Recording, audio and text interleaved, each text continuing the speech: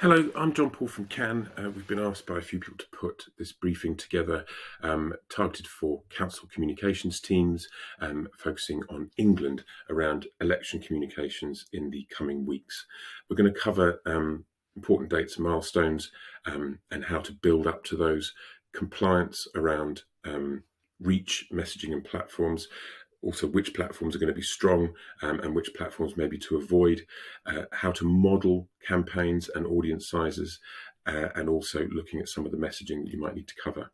So we have these dates, you'll probably be aware of them, but in the next few weeks we need to drive voter registration and encourage people who need to sign up for postal votes. The proxy and voter authority sign up is by June the 26th, and then driving turnout and heavyweight voter ID reminders in the run-up to and on the 4th of July. This is it laid out. We built this template which can be tailored to any location, so drop me a line if you want to have a look at it. But this shows you how we can deliver up until those various deadlines messaging that drives a whole array of outcomes. And this has been modelled to give sufficient frequency to the entire 18 plus population in any one location. In terms of compliance and planning, we need to make sure that we reach as many people as possible. So 95+% of the adult audience need to be reached, and need to be reached with sufficient frequency to get those messages across. We need to make sure we're including all adults. So some social media platforms might exclude people. Some language barriers could mean that people aren't reached and encouraged to engage with the democratic process. So we need to consider that, and obviously also timings. We don't want to be prompting people to do things once the moment has passed or when it's not appropriate to do so.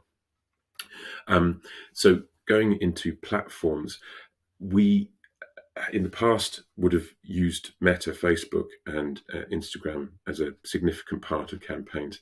But we found that due to political sensitivities, the reduction in targeting, the platform is unreliable in terms of its ability to push specific messages within specific timeframes. And also we're finding that the percent of the population reached on any given day is going down. Also, its cost per 1,000 impressions is comparatively high to other channels. So we're recommending considering moving away from Meta and using much more inclusive channels such as GDN and Quantcast and YouTube, which will reach most of the population in any given location on any given day. They also come with lower cost per 1,000 impressions, apart from YouTube, but that's for videos, so it's fine. One issue with targeting younger people, Snapchat is the place you'd really like to be, but election content or democratic content is blocked on Snapchat. So a bit like Meta, it's not a reliable channel to get the messaging out there, which is unfortunate. So we recommend supplementing the younger audiences with YouTube, as Snapchat is blocked to us. We also see X as being a channel that we're asked about, but it is quite an expensive channel with a very low percentage of the population reached. Very good for journalists and communications professionals, not so much in terms of population reach on any given single day. So recommendation is use GDN, Quantcast and YouTube first, maybe supplement with other channels, but that's where you're going to get most of your heavy lifting done in terms of that compliance.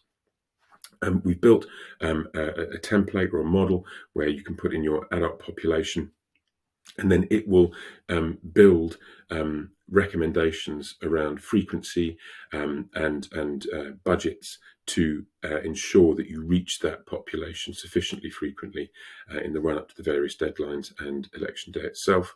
And if you just drop me a line, we can send you that tailored to your location.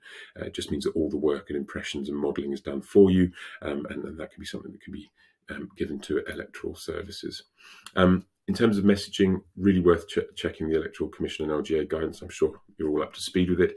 Thinking about young adults, prompting them, on acceptable forms of ID, and ensuring that they're registered and aware of where their polling stations are. With language, it's very important to make sure that where there are translated assets, they click through to force translated pages.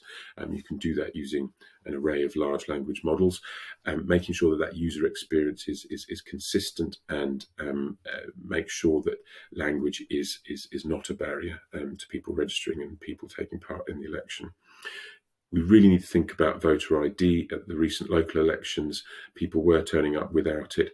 There will be a lot of messaging and noise on news channels, but as we're finding, people consume less and less news, particularly younger audiences. So having a heavyweight campaign around voter ID and acceptable forms of ID in the run-up to the day, particularly on the day before and on the day, but also making sure people know what are acceptable forms, so they can potentially apply for them, and again be included in the